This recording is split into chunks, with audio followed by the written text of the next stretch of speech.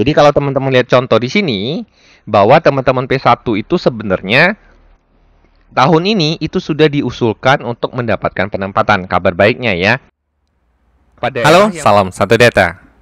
Malam ini Mimin akan kembali membahas terkait P3K Guru tahun 2023. Nah, sebelum Mimin bahas, bagi teman-teman yang menyaksikan channel Salam Satu Data, jangan lupa untuk like, share, dan subscribe channel ini untuk informasi kepegawaian dan kependidikan yang update dan terpercaya. Nah, malam ini Mimin mendapatkan pertanyaan banyak sekali terkait nasib teman-teman yang P1 di tahun-tahun sebelumnya.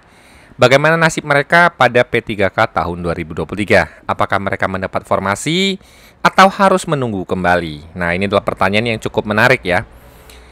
Nah, ini adalah berita dari JPNN ya yang Mimin sadur. Ini di bagian yang terpenting saja yang Mimin ambil terkait usulan formasi P3K tahun 2023. Nah, setelah ini kita akan bahas janji atau komitmen dari teman-teman Kemendikbudristek terkait bagaimana proses pengajuan formasi P3K Guru di tahun 2023 ini tentunya. Nah, kali ini Mimin akan membahas poin pentingnya yaitu terkait usulan formasi P3K Guru tahun 2023. Kekhawatiran Prof. Nunuk terbukti, di mana usulan kebutuhan P3K Guru 2023 dari pemerintah daerah Pemda sangat minim. Nah, ini sudah dirilis beberapa hari yang lalu ya. Untuk diketahui, usulan formasi P3K Guru dibuka sejak tanggal 20 Maret sampai dengan 30 April.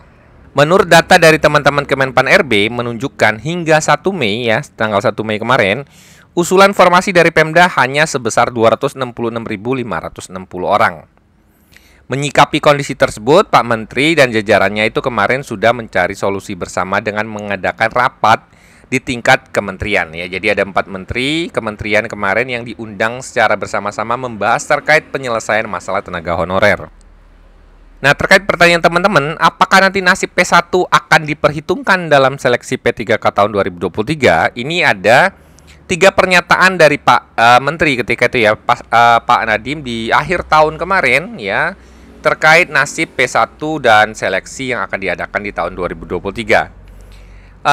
Bu Dirjen Prof. Nunuk pernah menjelaskan Kemendikbudristek Pak Nadiem sudah menyiapkan langkah antisipasi jika usulan formasi P3K Guru 2023 dari Pemda minim.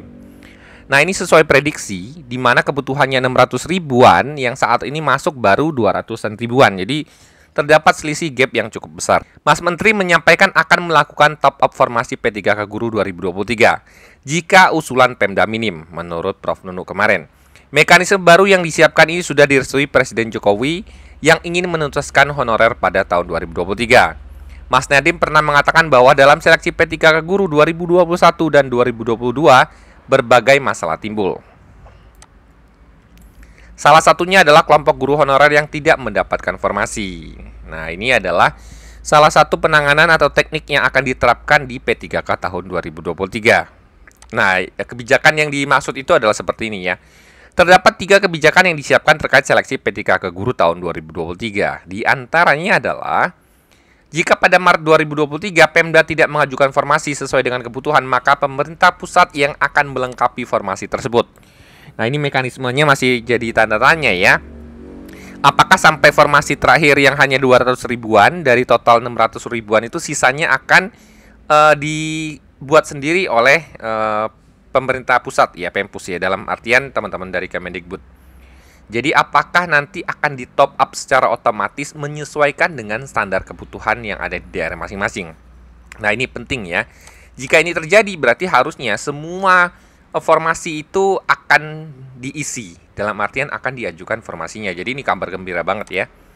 Kemudian yang kedua, Kemendikbudristek sudah berkoordinasi dengan lintas kementerian bahwa anggaran gaji dan tunjangan guru ASN P3K tidak digunakan untuk kebutuhan lain. Nah, ini sudah disampaikan di dalam PMK-nya juga ya, bahwa anggaran untuk P3K itu sudah dikunci. Jadi ini yang poin kedua. Yang poin ketiga adalah anggaran P3K akan ditransfer kepada Pemda setelah guru honorernya diangkat. Nah, ini adalah 3 jurus yang menjadi jawaban saat ini kepada teman-teman yang bernasib P1 tetapi belum mendapatkan formasi tentunya. Nah, berikut ini Mimin akan memberikan contoh formasi untuk usulan P3K tahun 2023. Nah, di sini kalau teman-teman lihat, Mimin akan mencontohkan misalnya di sini adalah guru PPKN ya. Di mana usul formasi 2023 P1-nya itu diusulkan 5 orang. Misalnya yang lulus P1 di tahun sebelumnya yang belum mendapat penempatan itu 5 orang. Maka 5 orang ini tahun ini diusulkan dan mendapatkan formasi di P3K tahun 2023 ini, gitu ya. Kemudian ini adalah formasi yang dibuka untuk umum untuk teman-teman yang belum mengikuti atau belum lulus ya, sebanyak 238. Jadi di sini P3 dapat formasinya berapa? P3 dapat formasinya adalah 5 orang. Nah, kemudian misalnya untuk yang lainnya juga, misalnya untuk yang teknik perawatan gedung misalnya.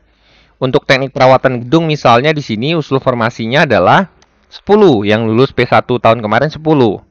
Ya. Kemudian formasi umumnya adalah 8. Nah, di sini P1 dapat formasinya misalnya 8.